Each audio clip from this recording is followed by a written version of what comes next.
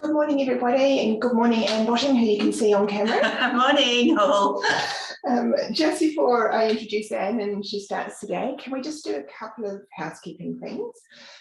It would be really helpful to Anne if you wouldn't mind popping in the chat what state you're in, because the rules for this are slightly different in different states, so make sure you focus on that.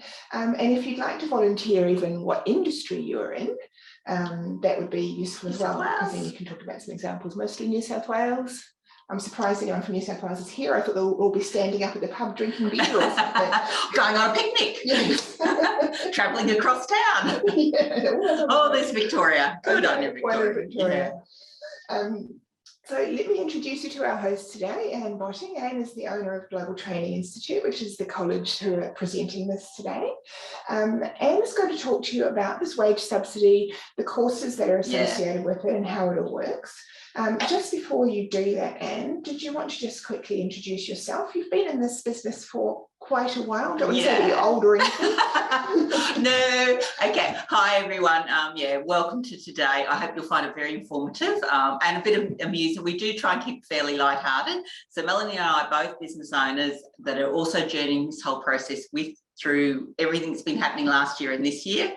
And we do look to take advantage of opportunities when they come up. And we've definitely both as business owners have taken advantage of this opportunity that we'll be discussing today. So yeah, I've been around. That's my husband, Shane. So we've owned Global for the last 16 years.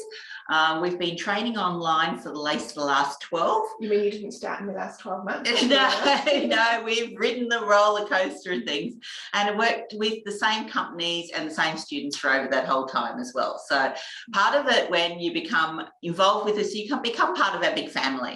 And so we've got students that were students with us in 2009 that are back now. It's not because they kind of failed then and are still trying to get through, but they've kind of they've progressed their careers and now they're back doing higher level qualifications. So basically we work with people from wherever they start and then journey with them all the way through. So if they want to be managing director of the international company with their MBA, we can take them there. If they want to start off with us as a leading hand or a supervisor, that's where we start and we can progress with them all the way through. So yeah, lots of students back that are 2009, 2010, 2011. So yeah, it's pretty cool. And lots of the companies that we're working with we've been working with for nearly that many years as well. Awesome. So Anne, you're going to talk us through this whole process of how the subsidies work and what courses are attached to them. Would it be fair to say that it's easy but not simple?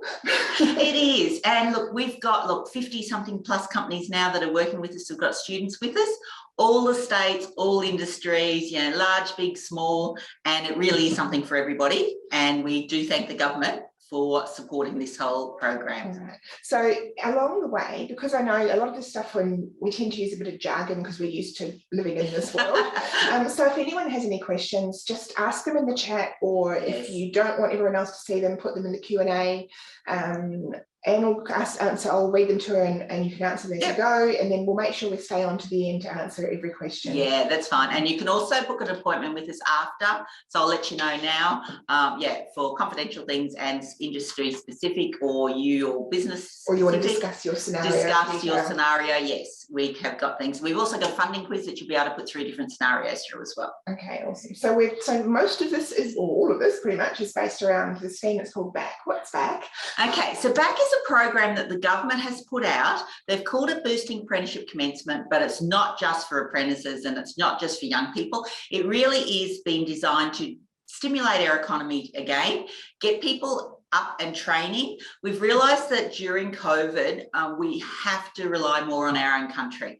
We have to upskill our own people because, we've all probably got something on a slow boat from China or gone to try and buy something and we can't get it from the international countries. We have to be manufacturing ourselves here. So I do see we've got some manufacturers on board. Well done. Really congratulate you guys for being in the manufacturing industries. We've realised very much in this last 18 months how much we do rely on you. So the government is thanking you as well. They're looking for all of us to step up, all of us to train our people to be more innovative to what solutions that we can provide here in our own country. There is a bit of a skills shortage going on at the moment. And there is a skills shortage in definitely things. So so it's a government program. They've put in $2 billion, we'll come to that, to looking to upskill and for you as an employer to be able to bring on new people back into the workforce. especially as New South Wales and Victoria, we all start to open up again.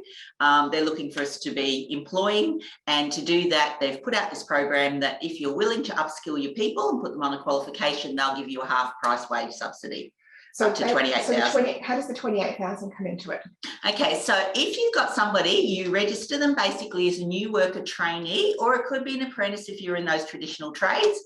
And the government will give you for the next 12 months up to a 50% wage subsidy up to $28,000 for each of those people. So when you say new worker trainee, you're going to explain that, because people hear that and they immediately switch off and go, I'm not hiring any 17-year-olds. Yeah, so no, it's not for 17-year-olds, it's for all ages, anybody who is just swapping jobs, but we'll cover all of those things. Yeah, yeah, picture somebody who's 35 to 40 today, and you'll be right smack in the mark.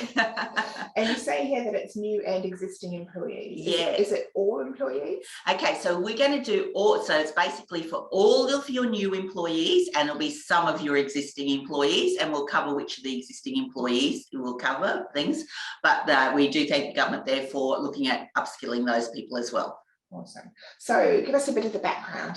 Okay, so when JobKeeper came to an end, the government was realising last year that they had to look at how are we going to open up again? How are we going to stimulate our economy?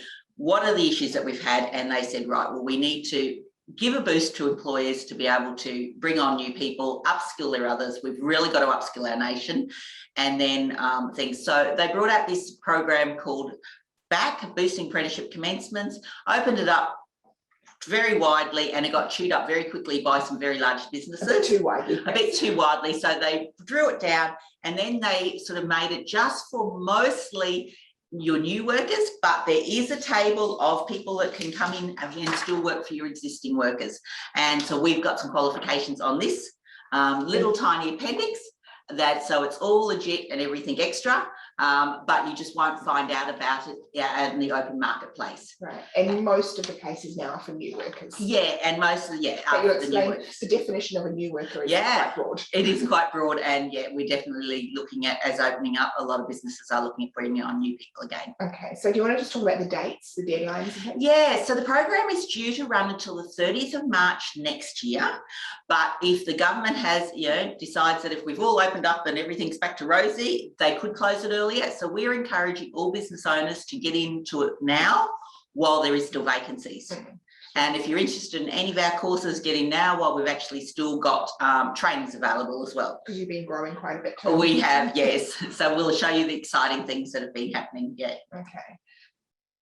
And so what's this here with this? Okay, so this is just another piece of paper here to show that, it's all riggy-diggy legit from the government.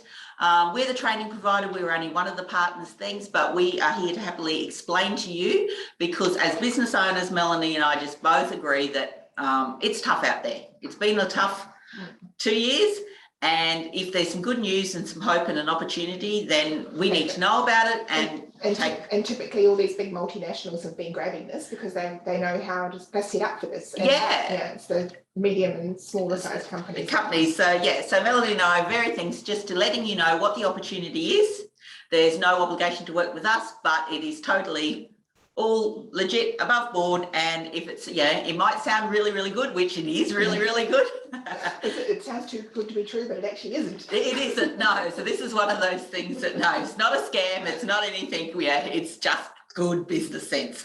So I've got a question here from Stacey. Thank you, Stacey. Do they have to be signed up by March 2022, or does the course have to be completed by this? Okay, yes. So your registration of the people on the program needs to be at the end of March. Right, and then they can go, and then the wage subsidy goes for 12 months from there. Yes. So if you signed them up, technically, not that you would at the end of March. Yeah, now just keep in mind that everybody else is probably going to want to do the same process. So we're really encouraging everyone before Christmas, get in and then know that you've got a lot of certainty for next year. Because there's a bit of a waiting period for sign up to it at the moment. It is, there is, and we're expecting that to get a lot more.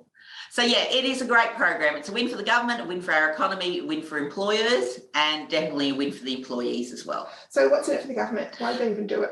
Okay, so they basically do it to, as I mentioned before, to actually open up the economy again, to support us as business owners, to upskill employees, and just show their support in a way that they can with the wage subsidy. And for the employer?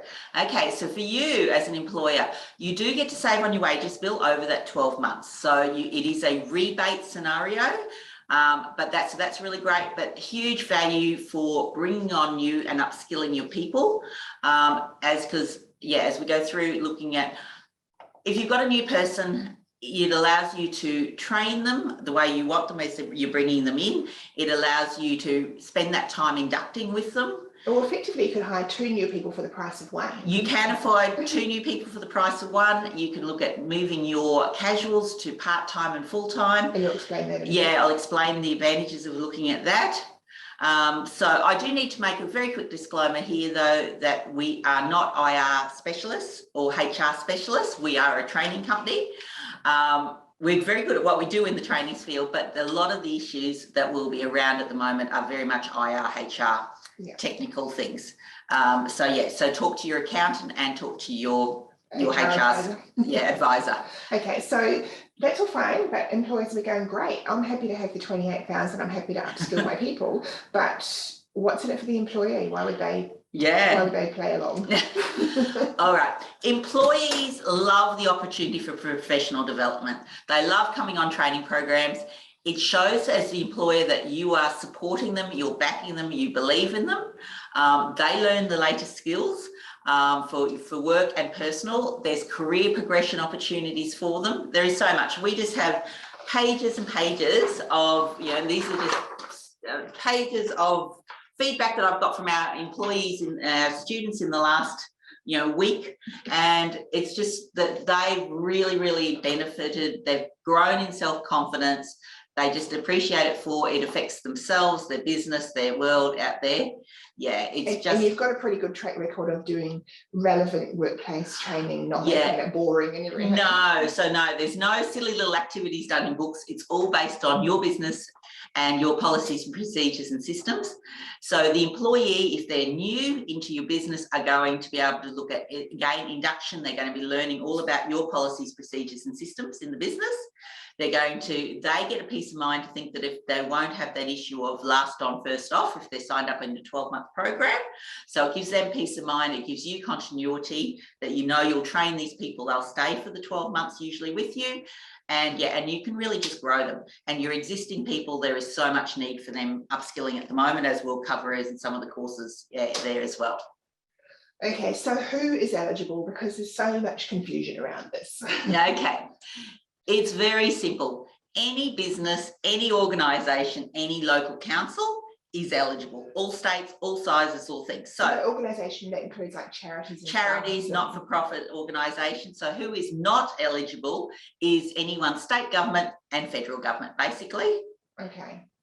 And what about citizenship? Your employees. Okay, when you're looking at, so you can't be the owner of the company because we're the ones that are there actually employing the people. So they've got to be on the training. So Australian citizens, Kiwi citizens, because they can't go home, so they're here.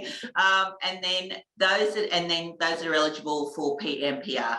So permanent residency visa. Okay. And so, basically, if you've got, it's not just, keep in mind, it's not just for new or junior staff. It can be more mature. So some of the courses that you've got that are on the side, like leadership diplomas. Leaderships and HR diplomas and things like that. So they're not going to be for your 16-year-olds.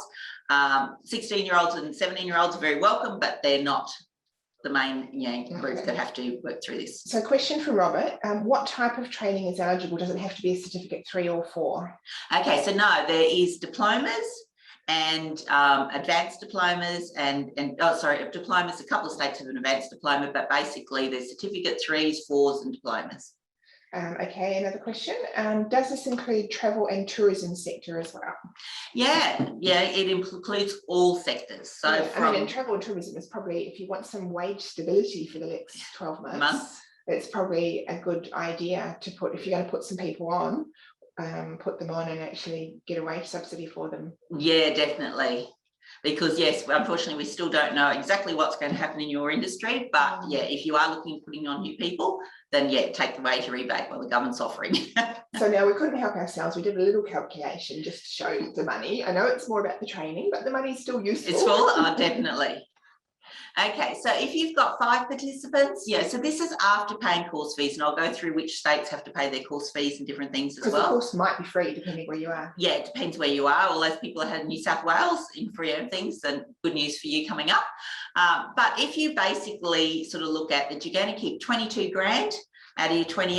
So this is like worst case scenario. Worst case scenario. You have to pay for everything. Yeah, just budget on $22,000 per person.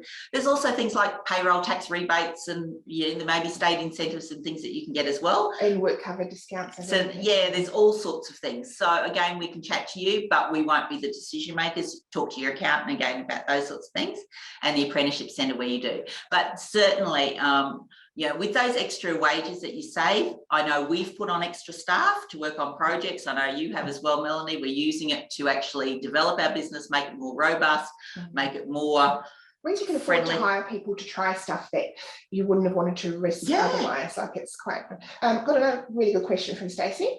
You mentioned there's a wait period from sign-on to course commencement. How long is this taking on average at the moment, and what do you expect that to blow out to? Yeah, very good question. So what happens is that you have to register your people with what's called an ASIN. So if you've ever heard of a Busy at Work, an MEGT, a Serena Russo, the apprenticeship centres. The apprenticeship centres, people that have traditionally been around for a long time doing this stuff. Okay, at the moment we're taking 2 to 3 weeks on some. Yeah, and that's, I mean, we get the occasional one if it's one person, they might do it in a few days. A few days. But I know for some of my people, I had to wait 6 weeks because it was only 2 days a week that I could do it. And I had to wait 6 weeks. But as long as you've registered your interest, yes, then they count it from that date.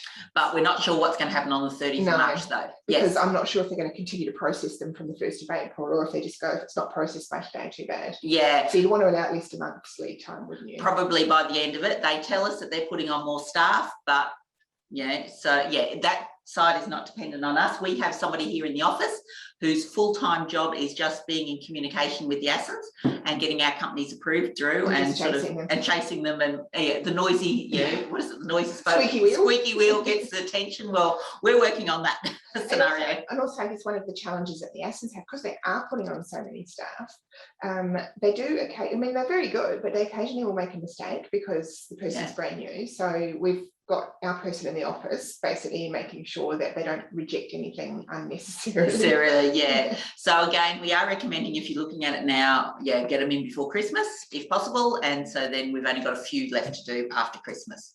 Okay, a couple of little statistics just because I put that one in. Yeah, so when I'm saying to picture of being over 35, a 38, 40-year-old, so 20% is from employees with older people, older staff. 40% in small businesses, 60% not traditional trades. So if you're in that tourism industry there, or manufacturing that's not traditional trades, go for it. New South Wales, we're running behind, so we need to be picking up for New South Wales businesses. We're a New South Wales business, so I can put my hand up for that one. And there's lots of jobs advertised, and look at those numbers, over 100,000. So looking at if you can offer people something different, so if they come and work for you, you'll be able to give them qualification and training that is different to what other people will be able to do as well. Plus, I guess the fact you're getting the extra 28,000 means you could pass a bit of it on if you needed to. That's up to you on that one. Okay, we have a question from Robert. Hi, Robert. We're going to cover that. Do the employees on training need to have a minimum time off for training? Yeah, we'll cover that one in a moment. Okay. Right, so let's talk about the existing employees first. That's the smaller section, and that's probably the more confusing part. So if you go through that, and then you can talk about all the new worker opportunities. Yeah, okay, so we will cover some things. So in the existing worker, as I said, there's this tiny little appendix that is legitimate for things there. So on this appendix, there is a couple of things. So there's, if you're into cyber security, I don't know who trains it, but there's is on the IT companies here today, actually. Right, okay, so I don't know if anyone trains it, but it is on the approved list. But on our program, we have workplace health and safety and a civil construction program. Now, workplace health and safety, I will just mention at the moment, is key to all of us as business owners.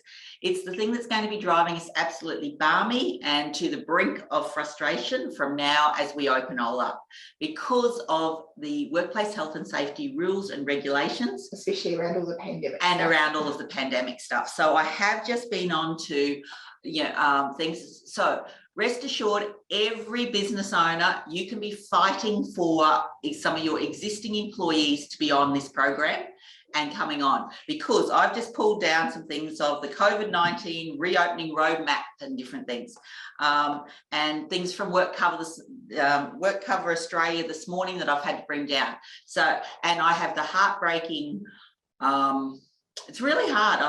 I talk with business owners every day. So yesterday I was talking with an employer who has a couple of hundred commercial cleaners, and he's had to go through last week to work out everybody with vaccinations and those team members who did not want to be vaccinated. Therefore, he cannot employ them anymore. So it's got major health and safety and industrial relations implications. Oh, absolutely major. So it's not unreasonable to say that you want somebody trained in workplace health and safety. Yeah, absolutely. Because he was having to work through IR issues, HR issues, and then workplace health and safety issues. So if you are in that boat, I really do feel for you at the moment. For him, I was able to give him a program. You can see us for each of these things as well. We've got a kit for people that are out there looking for jobs. So those that he will have to put off, we've given them a kit that they can help try and get a new job. We've also let them know about, as a new employee, they'll be able to access this program. And also there's something else we get. And a quiz into a new industries that they may suit them as well. So we've put together a little pack if you happen to be in that. But just coming through here, keeping your business from Work Cover Australia this morning sort of thing. Businesses are required to keep your premises safe and minimise the risk of infection and transmission of the COVID in the workplace. You've got to continually assess your health and safety risks, in particular, and with a risk profile. You've got to have COVID business plans. You've got to be looking for, they want here hierarchies and controls. They want, you've got to work in consultation with your employees and their representatives. You've got to identify, understand and quantify the risks and implement review control measures to address these risks. You've got to put in appropriate hierarchy of controls for everything. It's just coming through pages and pages of what we have to do as employers under workplace health and safety. So would it be fair to say that the reason that you're raising this is that there have been some issues with the existing worker traineeships where some people have said, I'm just going to put my entire workforce on workplace health and safety, and the government's gone, no, that's not really the point of this, but that it is quite reasonable for you to have some of your people. Absolutely. So if your business doesn't have, so within that whole Cert 4, we look at those whole things. What's a risk? What's a hierarchy of control? How does it all work? Because as employers, you're responsible for getting all this done. So people on this course can literally be HR, anyone who has workplace health and safety responsibilities. So that could be supervisor or HR. Supervisor, HR people, your office managers, if they're either having to write all these policies, implement them, assess them. If you've got people who are supervisors working around overseeing each of these things, being the risk assessments being done. And keep in mind, COVID's only just one of the areas of workplace health and safety. There is so many others. So no matter what industry or business you're in there at the moment, start thinking things that, unfortunately, as employers, we're all going to have to be looking at this very seriously over the next 12 months, and you might as well train. You might as well get trained for it. Train for it and upskill your existing staff. A bunch of other courses for new staff, which you don't going to cover those. So if you happen to be in civil construction, all of your leading hand supervisors, overseas project managers and above, we've got Cert 4 in civil supervision on that little sheet there as well. And that one's also for existing employees? Yeah, it's for existing employees. And existing means they've been full-time with you for 20 years potentially. More than 12 months anyway, sort of thing. So we might just, before we talk about the new employee stuff, I've just got about 5 questions here. Okay. What proof do we need to provide to claim a subsidy? Okay, so you just have to sign your people up and you provide them with a copy of the training plan, and you put up the wage slips, your pay slips every quarter. And you'll show them just before we finish off an example of how that all works. Really good question from Steve, has been asked before, Steve. What happens if the employee is unable to complete, you're saying this very politely, but what happens if the employee is unable to complete the training? For example, if it turns out they do not have the mental ability or drive to complete it, or as someone the other day said to me, my people are too thick to do a course. Well, Steve, we're going to be relying on you at the beginning to go through and help us check the people, because we do need, the government does want them to complete. It's not just a money grab exercise. So if these people aren't going to be suitable in your employment, then they're not actually, and can't do this level, then they're not the people that you're going to want looking after your workplace health and safety in your business anyway, and supervising those. Now, we do have things that will help and support your people, but yeah, if they're not, so you are looking for people who are motivated, who do want to progress their career themselves, and if they and that you will support them. As long as they're motivated a bit at the beginning, then you've got pretty good systems in place to actually support them through the course, so they shouldn't lose their motivation along the way. And because they're going to be working on your policies, procedures and systems the whole way through, it will be interesting for them as well. And so it should be interesting, not boring. And yes. And Steve's got a follow-up question, also important. What happens if they start it and they don't work out and then they leave before they finish the course? Okay, so your wages will stop, your wage rebate stops when they stop. Yeah, so you don't have to pay it back or anything. No, you don't have to pay it back. You do commit to your training at the front, because we've brought them on and we've got the whole program designed for them for the 12 months and allocate the resources. But if they do happen to leave, your wages do stop there. So you are looking at putting on people that you expect to be with you for the 12 months, that you do want actually working on improving your business. So it's like plan to keep them. If for some reason they leave, because people do, then that's not the end of the world. You don't have to pay anything back, but that's not the goal. No. You're welcome, Steve. Thank you, he said. Kate said, do you offer courses for financial services businesses and sales? All right. So yes, we do have some in our new working program. So existing workers, so workplace health and safety, but again, that goes across all of your supervisors and your admin team and things. And we do offer that with some extra electives as well. So if you're interested in project management, environmental sustainability, we offer it with some business, with some leadership and some leadership certificates as well. So we have got people that are definitely running leadership programs through it, and different things. Okay, so just to finish off this existing worker stuff, and then you'll go on and talk about all these courses. All this for the new ones, yes. What is this? Okay, so these are the magical sheets and different things. So yes, your existing workers are available. That's just the little page up on the website there where we've identified those. So if you go and Google it, you'll find these words that say existing workers can only get it if they commence in a trades-based Australian apprenticeship. But don't worry that it's not necessarily apprenticeships, because your workplace health and safety or your civil construction are on that list. Okay. Yeah, so it's just that we have the list and it is all fine for those. And what are those bits of paper that you're waiting for? Okay, and these little bits of paper here are the approvals. And so that's what we're looking to get back. So you basically identify your people, you then register them with the apprenticeship centre, and then we get these magical little sheets back. Yeah, we've had a few back this week. It's been really cool. So from all of the states, we've had them back from each of the different apprenticeship centres. And this then just says, hi, as a training company, will you please take on the training for free? Right. And they go, yeah, okay. Yeah, and we go, yes, okay, because we've already been working with you. Actually, a question from Annette, which you can answer two different ways. Do you offer courses for recruitment? Okay, so yes and yes. Okay, if you happen to be in a recruitment company, this is a really special good news story that you can take to all of your customers. And all of the people that you've brought on, helped bring on in the last 90 days, we'll cover what new workers all are now. And yes, we've got working with recruiting companies that are bringing on new people as well. So we've got business courses that your own employees do. Yes. But you could also go to your clients and say, pretty much everybody I place with you from now until the end of March comes with a $28,000 subsidy, which covers the recruiter's fees. Yes, so it's a really good win-win for you. We are working very well with some of the other recruiting companies. Okay, so explain this new word. All right, so a new one. So a new one is anybody that you have hired permanently in the last 90 days. And that's where we start with all the business owners to go and say, right, who have you brought on in the last 90 days?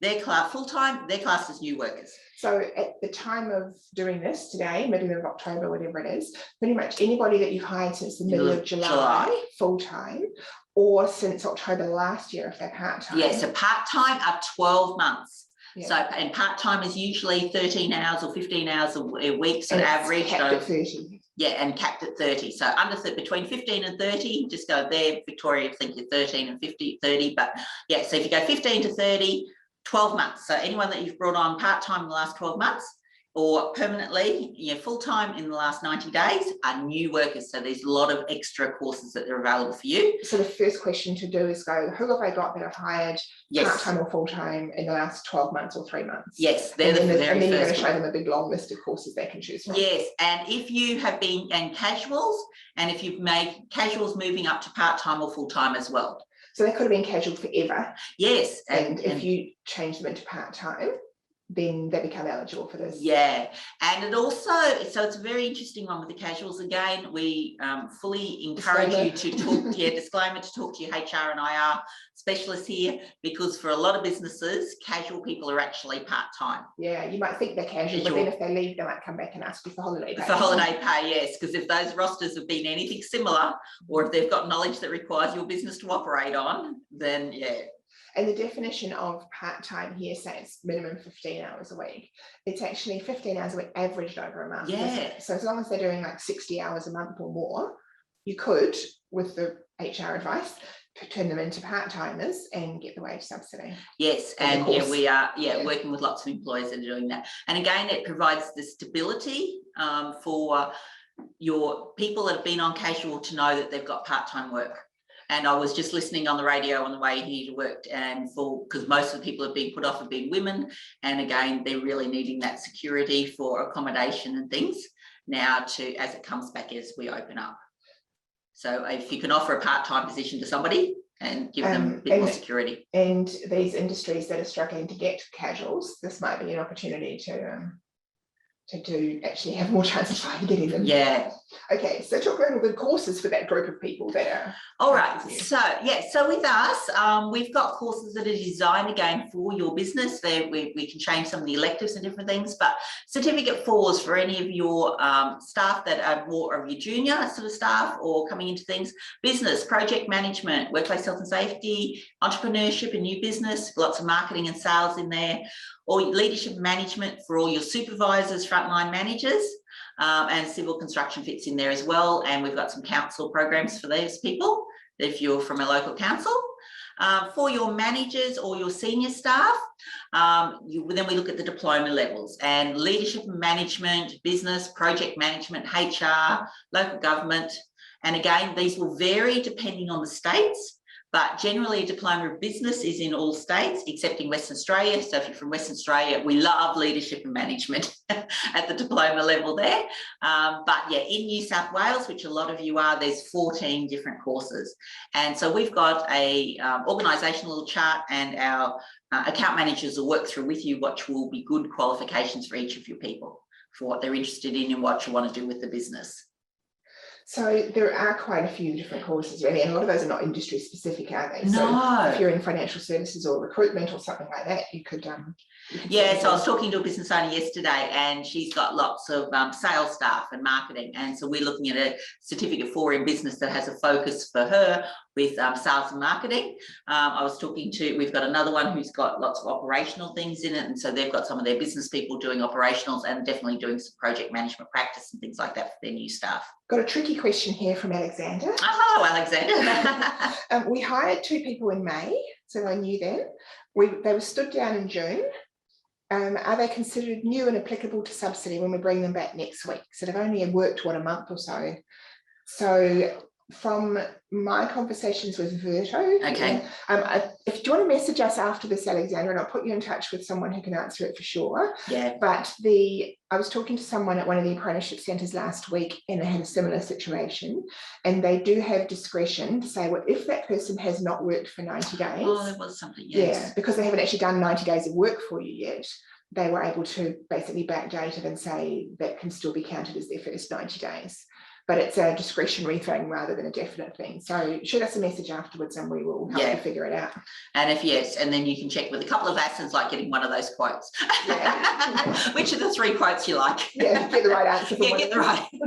But yeah, I can't with that. Yeah, no, but I can tell you who to go talk to and find out that. Okay, so fees, what does it cost? Because one of the things, of course, that people then say is, I don't want to go pay for a course and then find I don't get a wage subsidy, and my budget's tight enough as it is without having to do that. So how does that all work? Okay, so we have it will depend. So what does your course cost will depend on what state you're in, and if it's a new worker or an existing worker. So basically, as I said before, if you count on you're going to keep $22,000 out of your 28, you've covered everything. So but if you are in New South Wales and putting on new team members, then your course is free. Completely free. Completely free. So you'll keep your $28,000 as well as all of the extra incentives for payroll tax and things like that.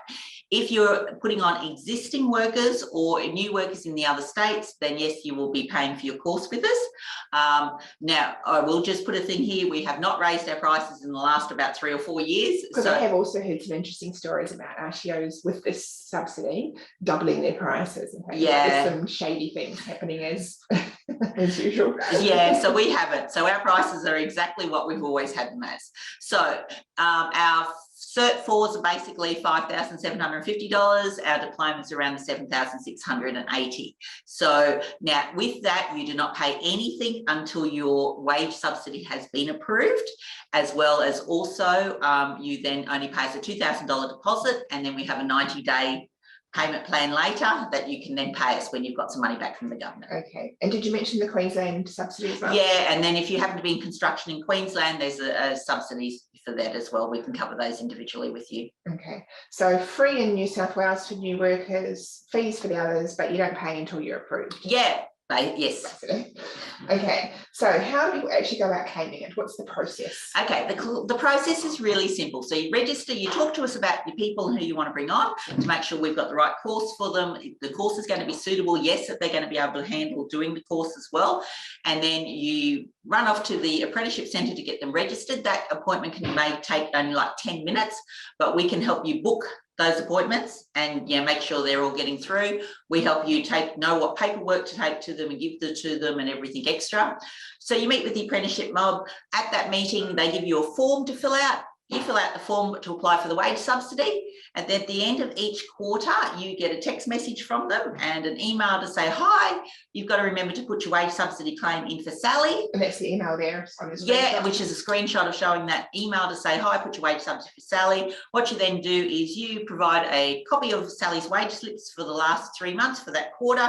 You pop them all up into the little portal that you've got to stick them with, and you pop in your learning plan that we give you for Sally, and then the government processes it and they will give you half your money back that you've paid for Sally, up to $7,000 for that last quarter. So that's where you get the 28 from. Which is where, and that happens 4 times. So which is where you get your 28,000 from. So if you've paid Sally $16,000, then you will still only get $7,000 back. If you've paid her $10,000 for that quarter, you'll get $5,000. So you basically get half of the gross pay, capped at $7,000 for the quarter. Okay. Got a couple more questions before we move on. We're nearly done, by the way, but so Vanessa said, is the Certificate 3 and Certificate 4 in real estate practice an approved course? Okay, I don't offer that particular course, so you'd need to have a chat with the training, with an apprenticeship centre, and then also a training provider that will provide that. What I can say with that one though, because I've worked with some people who are doing it, is that most of the time when you want to put someone on a real estate course, you want them to get through it really quickly because they can't work unless they've got the course. So some people I know have put people on a Certificate 4 in business traineeship, because that goes for the full 12 months because you only get the wage subsidy while they're still studying. Yes. And then use some of the wage subsidy money to then pay for their real estate course. Right, yes. So they could do a business course with you and then use their surplus money to pay for a real estate course. And the person finishes the real estate course quicker. Yes, we've got, that might be a convolution, but message us and we'll explain. Yeah, we've got quite a few people doing that with other courses as well. People wanting to become quality auditors with the NDIS and things. They're doing a longer program and then a quicker, shorter pay and using some spare dollars. And the reason they're doing the longer program is, do you want to just explain that? Because I don't know if you did originally. Yeah, so that your course will go over 12 months. What happens if you finish early? Okay, if you finish early, then your wage subsidy finishes early as well. So you actually want your people to take the full 12 months. Yes. And then if you want them to do another course, to pay for that separately and do it quickly if you need to. Do it quickly if you need to, yes. So Vanessa, has it answered your question? Let me know. And so, yeah, we've got lots of HR people that are using the extra dollars to provide other courses and train their people in other things as well. I mean, it makes sense if you want to invest in training your people. This is an additional budget that you can use for that you weren't expecting to get. It makes it really nice to take to the employer and say, guess what? I can, this is one of my dream lists. This is what the people actually want professional development in, and I can work out how I'm going to fund it. If your employees are coming to you and doing that, blame Anne because she's been doing promoting it to them, saying, go to your boss and ask this. Okay, Eloise said, what if an employee is brought in on a casual basis and then leaves after 3 months? Okay, so if they're casual, they won't be eligible for this program. So it's only part-time. It's only part-time, is the minimum for it program. Is Certificate 3 in aged care and disability care eligible under this program? Okay, again, you'll need to talk. We don't provide those courses either, and you'd need to chat to them again. It would be a 12-month course if you're looking for it. Yeah, you guys don't have it. Possibly would be, depends on the state. Yeah. So you would need to check what's available in each state. Because each state has a very different list, of course, because different list of courses. We can't do anything all the same, can we? Where can we get a list of all the eligible courses from? Okay, so from us, we can give you the list that we provide. Otherwise, you've got to talk to the apprenticeship centre. Or go to each state government. Go to each state government, yes. Yeah. If we are registered with the apprenticeship centre, is the wage subsidy automatic or is it a separate process? Okay, it's a form that you need to fill out with them because they're doing the administering of it. They should do it at the sign up. Yes. But you just need to make sure that they have. Yeah. And we've got a copy. So what we provide is everybody that's working with us, all the companies, we provide you with your own Google Drive sheet. A Google Drive sheet is just like an Excel spreadsheet, but allows us both to work on the document together. So you can be adding things, we can be adding things.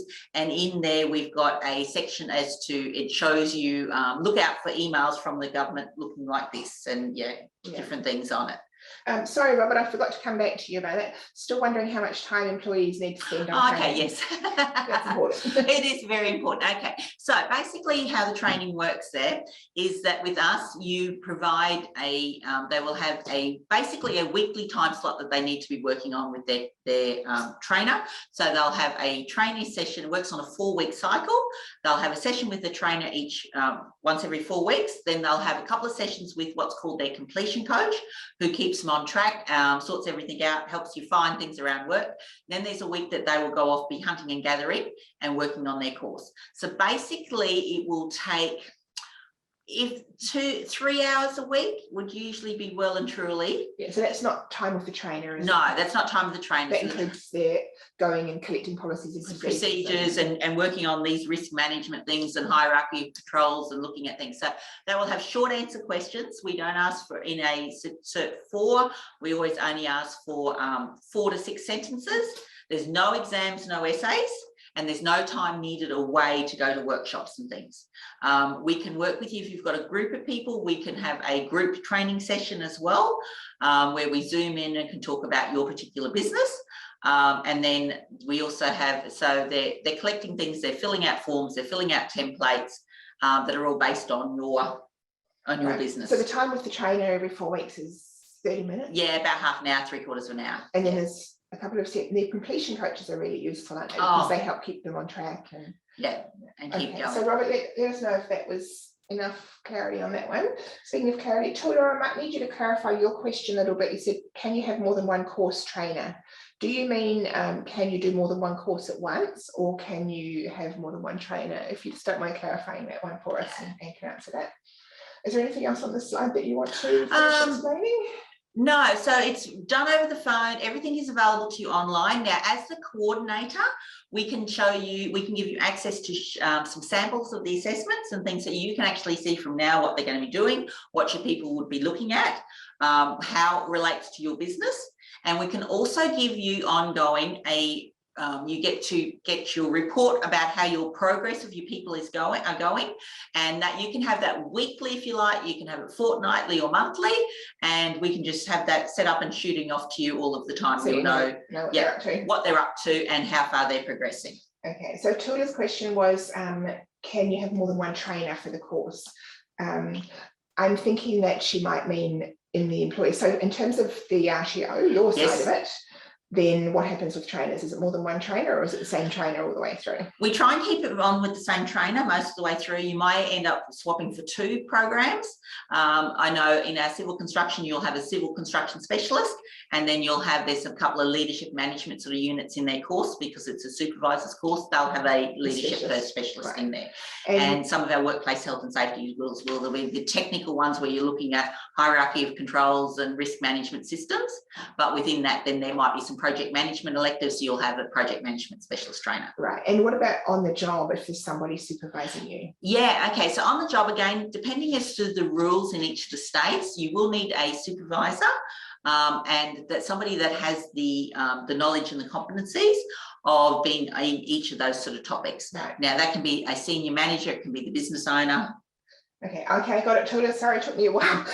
What Tula was saying, sorry, I didn't understand it, is if we were going to use like global training for the business course, for example, but then use another trainer for the aged care course, can we use 2 different training providers for 2 different courses? Okay, well, your people are usually signed up as with one person and doing one traineeship at the time. So you'd sign them onto one traineeship, and then if you wanted to do an additional fee for service course, for the same person, you could do it. You could do it with a different training provider if you want. And you can do. Or you can have half the trainees with you guys on business and the other half with another aged care or something. Or if you happen to be in New South Wales or somewhere and can access, because New South Wales has got some other funding, but doesn't come with the wage subsidy, then you could potentially put them on one of those programs as well. Okay, good. Finally, I got the question right. Thank you. Sorry about that. Are previously qualified employees eligible? So if someone has already got a diploma, can they do a cert for? Can they do because back in the day with traineeships, you couldn't do a course below what you've already got. No. So one of our companies the other day, 6 of their existing workers all have university engineering degrees. So we've got people that have got MBA. So the government is not looking at, there's no rules at all. So you can't do the same course, obviously. No, you can't do the same course, but if you've got no qualifications, you're welcome on this program. If you've got qualifications up to an MBA or program, you are still very welcome on this program, because you will be looking at learning new skills in those areas. So you might have an engineering degree and, for example, do workplace health and safety, which totally you would not have done the detailed sort of practical workplace health and safety in an engineering degree, or the project management. The new skills that they'll be learning in each of those areas. Okay, cool. All right, so just finishing up. What are these pretty pictures? This is when people used to be able to be in the same room. So what happens now is we Zoom our, so we still do lots of, we can do practical games and workshop activities. People can still be working on their assessments, but we just Zoom the trainers in to the meeting rooms, so they can be either online individually or they can be collected together. We've got sample workshops of how we can actually show you some videos as to how we actually do run these sorts of training programs. One of the things we do as well is we have group tutorial sessions. So Tuesdays and Thursday afternoons and evenings, we've got trainers that are in where all the students can log in, be working on their assessments, and ask a trainer at any time for any questions that they've got. So basically, if they get stuck, they can just and it's working really well. So that be from home, from work, just log in, work on your assessments, and chat to a trainer, and they will either be able to answer you there and then, tell you where to go and do a bit more research for the students, or contact the trainer of the student to actually be in touch with them as well. Okay, so just before you wrap up, a couple more questions. Yes. Do you have leadership management courses for existing employees? Okay, so in that we need to bundle them together with our workplace health and safety, because If the workplace health and safety is relevant to their job. And we've got some extra electives, and we've got quite a few people that are buying additionally, where we were talking about additional fee for service courses, they're buying extra units to also get a dual qualification. And I guess the other way is you put the people on that are eligible for this, yes, and then you use the extra funding to pay for leadership and management for the ones who aren't eligible. But we're definitely running lots of leadership management programs with companies all sizes around the country. Yeah. Okay, now Jess has asked, I'm glad Jess was brave enough to ask because we always confuse people. Thank you for this information. Could you please repeat the criteria for which existing employees qualify for the back? Yeah, okay, okay, so overall existing employees are exactly the same: Australian citizens, permanent residents, and PR. Kiwis have been here. Kiwis, that's right, Kiwis, yes. But basically they have to be in a job that is relevant to one of the courses on that short list that you've got over there. Yeah. So yeah, if they happen to be working in cybersecurity. Yeah, or dog grooming. Dog grooming's on there as well. So yeah, they've got to be a plumber that's working in plumbing, a dog groomer that's working in dog grooming, a cybersecurity person working in cybersecurity, and in our case, somebody that's working in civil construction as a supervisor or above, project manager or above, or workplace health and safety, and being responsible for implementing of those policies, procedures and systems. So it's basically they've got to be in a job that is a technical skills shortage area, really. Yeah. And there are a bunch of other courses on there, like your traditional trades and things as well, of course, which you don't do, but no, we just don't offer them, but yeah, it is available. Yes. Okay. Right. Thank you. Let us know if that clarified it, because I know that that's confusing.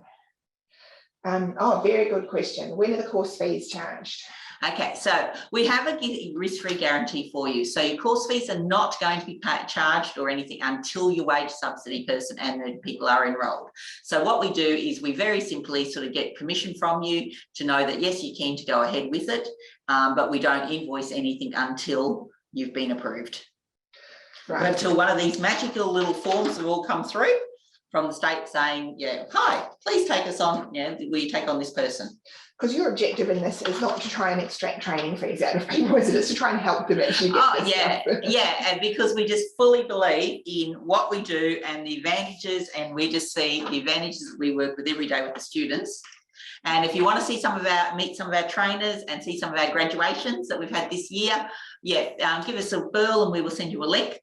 We've got links for, we do online graduations, and you're just going to hear the stories of the students and the difference that their courses made to them. And you're pretty impressive testimony. We do, yeah, because it's on virtual at the moment, they make a video and send in, and you'll meet all the trainers and you'll just see how passionate they are about the people and the topics that they cover. Yeah, they really just want so much from the students. Okay, it's a question from Jenny. You might not be able to answer it, but we can probably send you in the right direction, Jenny. Are there any arboriculture courses available for existing workers? I think they might be on that list actually. But Jenny, if you shoot Jan an email, she can send you out the list and you can have a look. Oh, there is an arboriculture, 3. 3, let's look at 3. Okay, yes, the answer is yes. Not from here, not from here, no. I kill trees really well, effectively anyway. If it's green and a plant and it's anywhere near me, it'll be dead. You don't want Anne's team training this. But yeah, the good news is yes, there is, Jenny, so that's cool. I have no idea who trains it or provides it.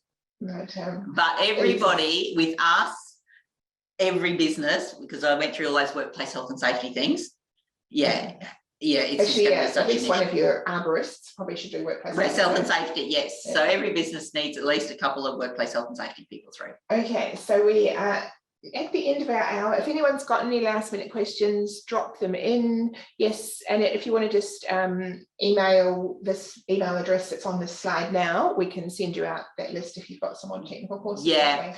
So basically, what happens from here is. You don't pay anything till you approve. We're just going to work through with you. We've got account managers here who understand this program really, really well.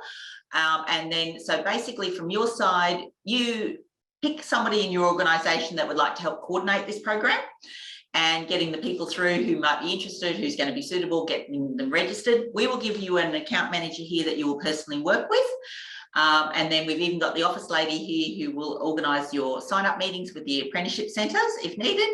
to give you a hand there. And then we have a whole team here that will help coordinate all of your training as well. So basically, just let us know and we will send you a copy of today's webinar, answer all your questions, and again, send you this magical little Google sheet. Actually, Anne's been very big fan of this Google sheet for a while, and I've come around because basically you list all your people on it, and then the account managers will help you figure out how you can get what course and what other courses you can fit in there. And so you'll do that with people whether they sign up with you or not. Oh yeah, yes, yeah. It just makes it really simple, and we've kind of got little green sections and blue sections and yellow. So on the green section, it's all the information you need to have ready for take to the ASM meeting. Blue's all about what you're going to do with training with us, you know, so they come on. And then yellow is even tracks down what payments you've received from it. So it's been designed with lots of other HR people as we've worked along the way, and with businesses. It's evolved. It's evolved, and it works really well. And if you've got people in different states, then we've got a little tab for, you know, each one of those sheets for each state, which has got the courses that you can do for that state, any particular rules for that state on it. And it just allows an easy communication with you and your account manager to just get this first part of that process done pretty quickly. So any more questions, just email that email address, wagesubsidy@globaltraining.edu.au, and Anne or one of her team will get back to you. Yeah. Thank you so much, everybody, for coming and sticking around. Is there anything, Anne, that you want to add just before we No, just know that we're thinking and feeling for you this week as you are having to move through the different things, especially if you're in New South Wales or Victoria having to open up, and the hurdles and things that we all have to jump through. But yes, as we do, and looking at all of the workplace health and safety issues and things as we go through, potentially look at putting some people on really quickly, because yeah, you need hierarchies of controls, you need COVID safe plans, you need plans for if people will get vaccinated, those that don't wish to be vaccinated, and how we're all going to handle it. So yeah, it's an interesting time, and yeah, we're working through with you as well. And thank you, Jackie. She said she learned so much. Thank you. That was the goal. Yeah, that's okay. And because we all need a smile, Melanie and I are very well known for sick jokes. Oh no. Okay, you go first. Okay, so I'm going to go first. Okay. And just this is how she clears the room, basically. Yeah, so what happens is I put it out in my newsletters. Everybody loves all my bad jokes, but okay. So this is one from an employee. I wanted to do something nice for my manager, so I bought him a new chair. Now they won't let me plug it in. Oh, that's nasty. All right, because we're into safety and workplace health and safety today, how many safety inspectors does it take to change a light bulb? 4, 1 to change it, and 3 to hold the ladder. Oh, okay. Yes. All right, and I'll get rid of the last 36 people. I went to the zoo yesterday and saw a baguette in a cage. The zookeeper told me it was bred in captivity. Oh. Right, bye everybody. Oh, bye everybody. Hope that we gave you a nice smile.